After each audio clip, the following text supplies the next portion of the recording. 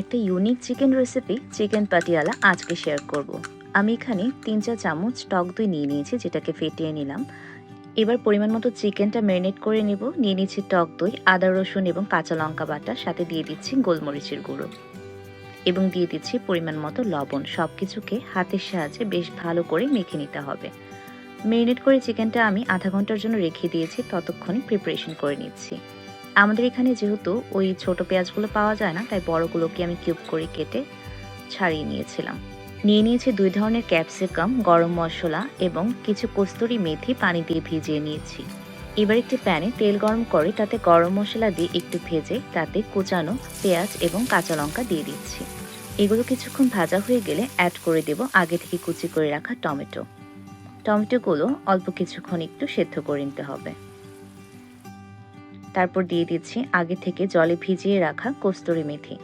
কস্তুরি মেথিটাকে আমি বেশ ভালো করে চিপে শুধু কস্তুরি মেথিটা ইউজ করছি কিন্তু। এবার দিয়ে দিচ্ছি আগে থেকে ম্যারিনেট করে রাখা চিকেনগুলোকে। এবার এই চিকেনটাকে কোনো প্রকার পানি ছাড়া কিছুক্ষণ এটাকে সেদ্ধ করতে হবে। তারপর আমি একে একে হলুদের গুঁড়ো, জিরা ধনিয়া গুঁড়ো এবং কাশ্মীরি লাল লঙ্কা গুঁড়ো অ্যাড করে দিচ্ছি, সাথে দিয়ে দিচ্ছি পরিমাণ মতো লবণ। এবার সবকিছু কিছুক্ষণ কষিয়ে নিয়ে, কোনো প্রকার পানি কিন্তু আমি এখনও অ্যাড করিনি, এটাকে আমি ভালো করে সিদ্ধ করে নিলাম। এবার অ্যাড করে দিচ্ছি কিছু কাজু বাদাম বাটা। এবার চিকেনটাকে বেশ ভালো করে কষিয়ে নিতে হবে।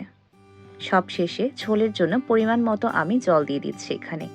আরেকদিকে অন্য একটা প্যানে একটু ঘি গরম করে তাতে কিছুক্ষণ মৌরি ভেজে তাতে কিউব করে রাখা পেঁয়াজ এবং ক্যাপসিকামগুলো দিয়ে কিছুক্ষণ ভেজে নরম করে নেব।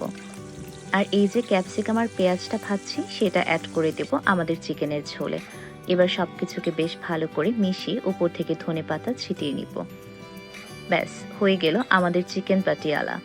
আর এই চিকেনটা অনেক বেশি ফ্লেভারফুল হয় খেতে, নর্মাল চিকেন থেকে অনেক বেশি মজার। আমি এই চিকেনের রেসিপিটা সার্ভ করেছিলাম রাতের বেলা রুটির সাথে ডিনারে খাওয়ার জন্য। আপনারা চাইলে এই চিকেনটা পরোটার সাথেও খেতে পারেন। এই ছিল আজকের ছোট্ট একটা রেসিপি ব্লগ। ভালো লাগলে পেজে একটা লাইক ফলো করে দিবেন। Thanks for watching. স্প্রেড লাভ। ভালো থাকবেন সবাই।